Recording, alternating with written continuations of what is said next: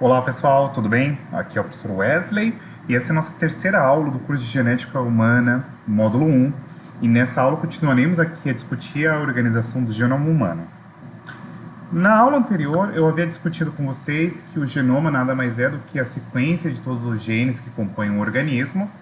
Embora a gente ainda não tenha definido propriamente dito o que é um gene, entendam que os genes são segmentos do DNA responsáveis pela produção de moléculas de RNA funcionais ou estruturais.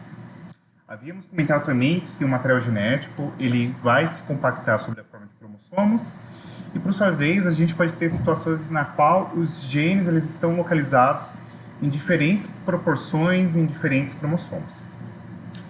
Nessa figura, eu trago para vocês um infográfico que nos apresenta aqui o tamanho do genoma em bilhões de pares de bases e uma comparação dos genes aqui numa escala de 100. E a ideia central que eu quero trazer para vocês é que não necessariamente o fato de você ter um organismo que apresenta um genoma muito grande quer dizer necessariamente que ele tenha uma grande gama de genes, tá? Você pode ter, por exemplo, alguns genomas, como por exemplo do mosquito, que a quantidade de genes é muito maior do que o tamanho do genoma propriamente dito. Então, a primeira ideia que a gente tem que desmistificar é que o fato de haver um genoma muito grande não quer dizer necessariamente que você tenha um número expressivo de genes, né? Haja vista, por exemplo, que o nosso genoma ele é extremamente grande, no entanto, a gente tem aí cerca de 25 mil genes associados com proteínas. E aí nós temos algumas particularidades acerca da organização genômica, que você pode ter, por exemplo, uma situação na qual você tem 3 genes dentro de uma região que nós denominamos como intron, de um outro gene no sentido oposto. Aí você vai falar, nossa, professor, mas o que é isso?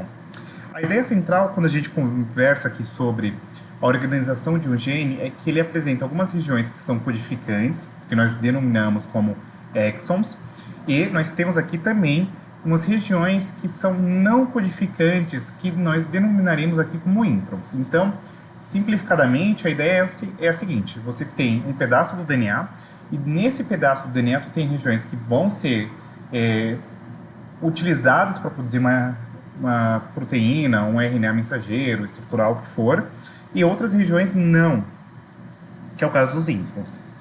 E nesse sentido, a ideia central é que você pode ter dentro de uma própria região de intron, uma região não codificadora, a presença aí de outros genes que eventualmente podem estar associados com outras coisas, tá? A ideia central é vocês se atentarem quanto a isso.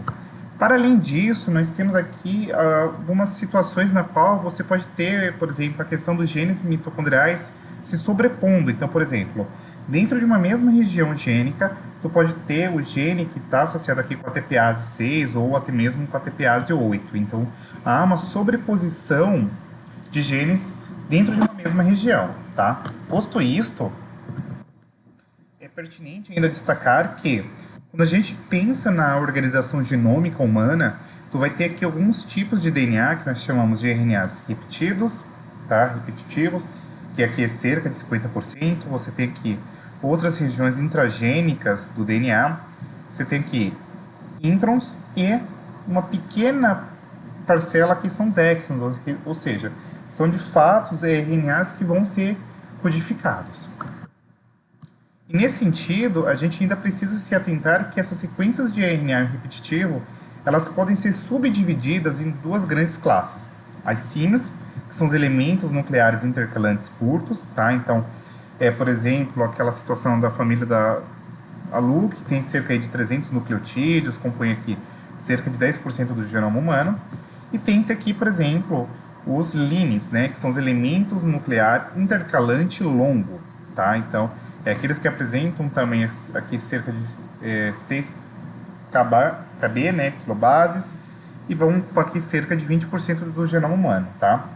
E aí você pode ainda ter aqui regiões centroméricas, teloméricas, transpossons, e aí você deve estar se perguntando, tá, professor, mas o que tu quer trazer com isso? Tu tem algumas regiões do DNA que elas são extremamente repetitivas, tá? E isso tem uma importância significativa, por exemplo, para algumas situações, como por exemplo a região telomérica, que é uma região ali no finalzinho do cromossomo que você tem uma sequência de RNA repetitivo para conservar e estabilizar o DNA de certo modo. Então, a ideia que eu quero trazer a vocês é que 50% do genoma humano ele vai ser constituído aí de RNA repetitivo, que nós também podemos denominar aqui como DNA satélite, tá? E aí, basicamente, esse DNA satélite nada mais é do que sequências repetidas de DNA, tá?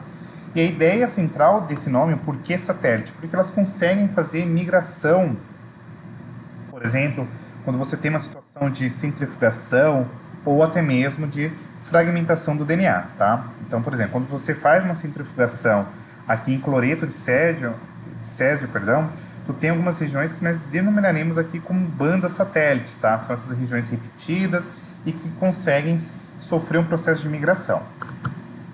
Então, a ideia aqui importante para a gente discutir, inclusive isso daqui vai ser extremamente importante a ser debatido nas próximas aulas, é que cerca de 1,5% do genoma humano vão codificar proteínas, tá?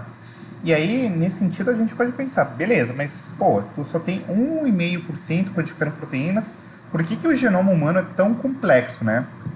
E a ideia central é que a quantidade de DNA não codificador de proteínas está relacionada justamente com a complexidade do organismo.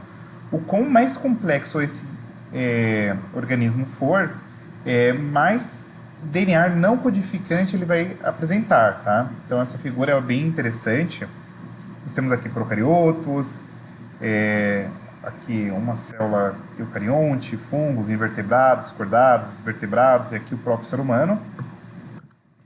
E a grande sacada é a gente entender nas próximas aulas, e aqui eu recomendo que vocês procurem aqui no canal posteriormente, a questão de você entender esse fluxo gênico. Então você tem aqui o DNA, né? Então você tem a região de um gene, como eu falei para vocês, existem regiões codificadoras, que são os exons, e regiões não codificadoras, que são os introns.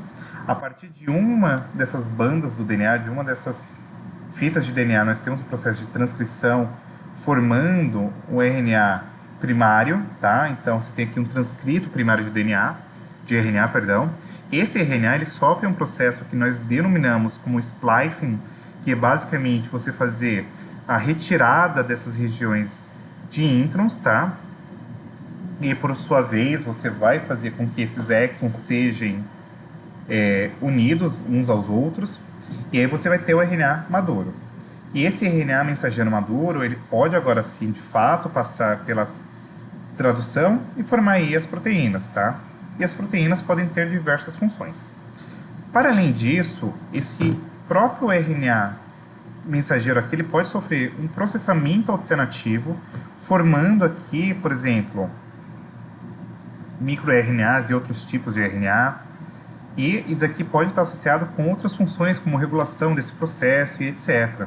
Além disso, esse RNA que foi aqui processado, ele pode dar origem aqui a um RNA não codificante, que tem outras funções, como por exemplo regulação, e esse processo é extremamente complexo, ou seja, vai muito além de você pensar numa sequência DNA, RNA, proteína. Existem vários processos no qual você vai ter aqui regulação gênica, você pode ter degradação e até mesmo reciclagem, e por aí vai.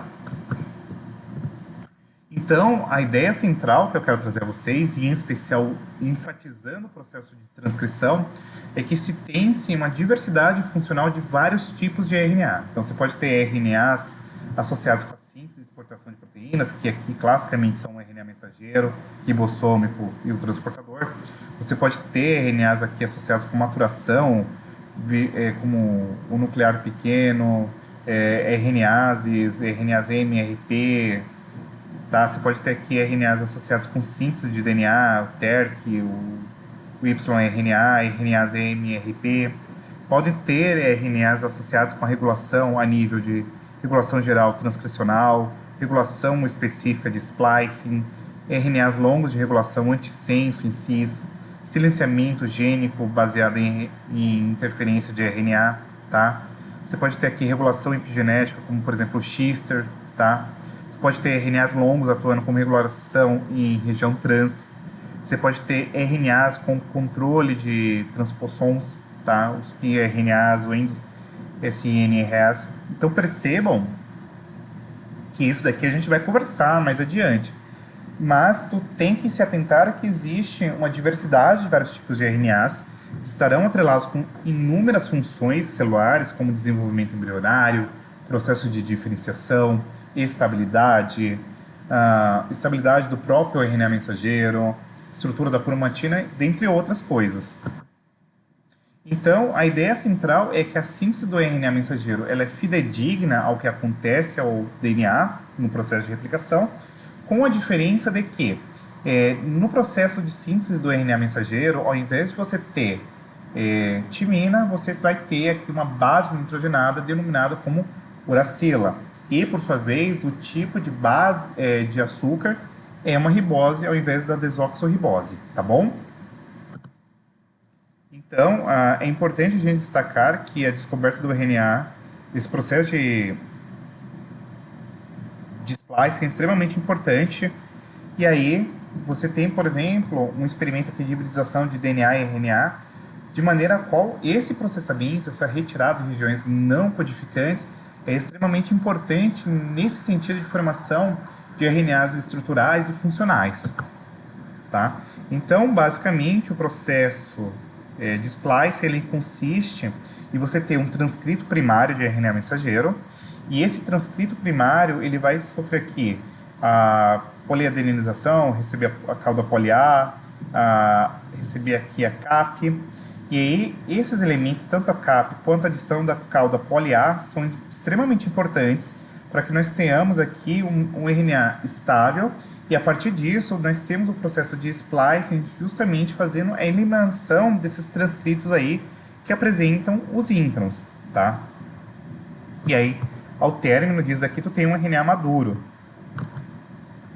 Existem vários mecanismos para que a gente possa se debruçar sobre esse mecanismo de splicing. Tem o auto-splicing, existe processamento por splaciosomas. Eu recomendo que vocês deem uma olhadinha na playlist de biologia molecular, a aula 3, salvo não me falha a memória, que é uma aula na qual eu destrincho aí os eventos de transcrição, e eu explico tanto o auto-splicing quanto o spliciosoma, tá?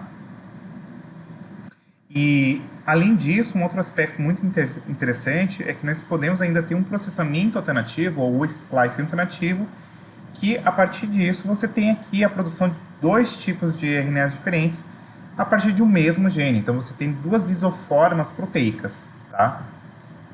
Então, você, por exemplo, pode ter aqui o processamento diferencial do gene da tropomiosina. Então, você vai ter vários tipos aqui, ó, fibroblasto M, 5A, 5B e por aí vai, tá bom?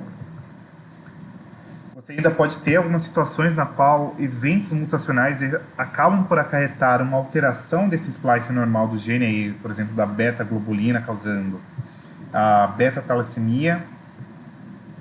Daqui é interessante, ó, você tem aqui um padrão normal de splicing, só que se eventualmente você tem uma mutação que destrói esse sítio aqui, cortador do aceptor final, e ativa um sítio que a gente chama de sítio crítico. E aí, quando você tem essa mutação aqui na beta-globulina, você vai ter a ausência desse splicing a partir desse sítio mutante e a utilização aqui de um sítio crítico a partir desse intron 2. E aí você tem uma isoforma completamente diferente, tá? Que acaba sendo significativamente interessante, pensando aqui na beta-talassemia.